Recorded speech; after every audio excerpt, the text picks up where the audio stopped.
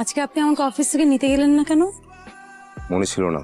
মনে ছিল না নাকি ইচ্ছে করে যাননি? এত কৈফিয়ত তো দিতে পারবো না। আচ্ছা আপনার কি হয়েছে বলেন তো?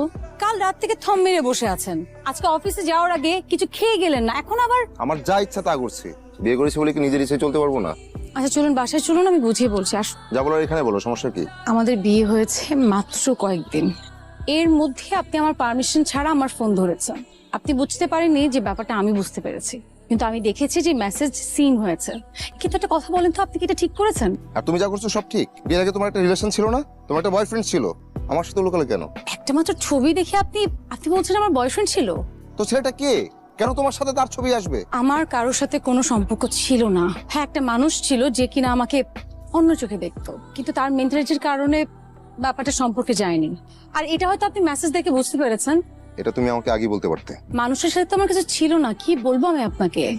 এনিওয়ে, যে থার্ড পার্সনের মেসেজ দেখে আমাকে জাজ করে, আমি তাকে কি ব্যাখ্যা করব? এমো, খাবার কোথায়? খাবার দাও। আজকে কিছু রান্না করি নাই। স্যার, কিছু লাগবে? জামাল মিয়া আমাদের এখানে কাজ করছে অনেকদিন যাবত। আমাদের রিসোর্টে যত ইট বালু কংক্রিট উনি সাপ্লাই দেয়। আপনি ওনার বিলটা কেন আটকে রেখেছেন? ওনার বিলে প্রচুর গরমিল, অডিট হোক তারপর। এই সামান্য বিষয় নিয়ে অডিট করলে হয়? আপনি আজকেই ছেড়ে দেন ওনার ফাইলটা। স্যার, ব্যাপারটা সামান্য না, অনেক বড় গরমিল, 50 লক্ষ টাকা প্রায়। অডিটের আগে আমি এই বিলে সাইন করতে পারবো না। দেখছেন স্যার কেমন তেরা তেরা কথা কয়? এটা আমি আগেই কিছু পার্সেন্ট হিসেবে দিয়ে দেবো, এরপর আমার বিলটা আটকে রাখেন। এই চুপ করেন আপনি, এসব কি বলছেন আপনি? দেখুন, আপনি আমার অর্ডার ফলো না করলে আমি আপনাকে ফায়ার করতে বাধ্য হব। আপনাকে ফায়ার করতে হবে না, এই চাকরি আমি আর করবো না।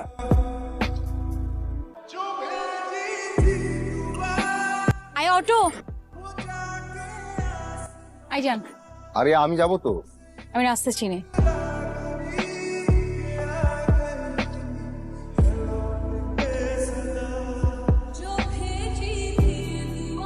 আমার মনটা খুব খারাপ।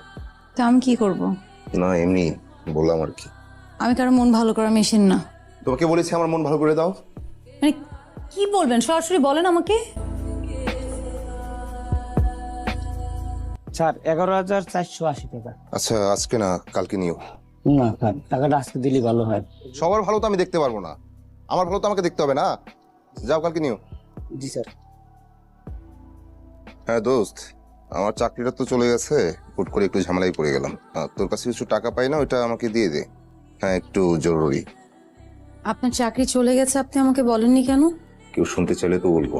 কি এমন হয়েছে? অসৎ কিছু করবো না তাই। ভালো করেছেন, এটা একটু নেন, রাখেন।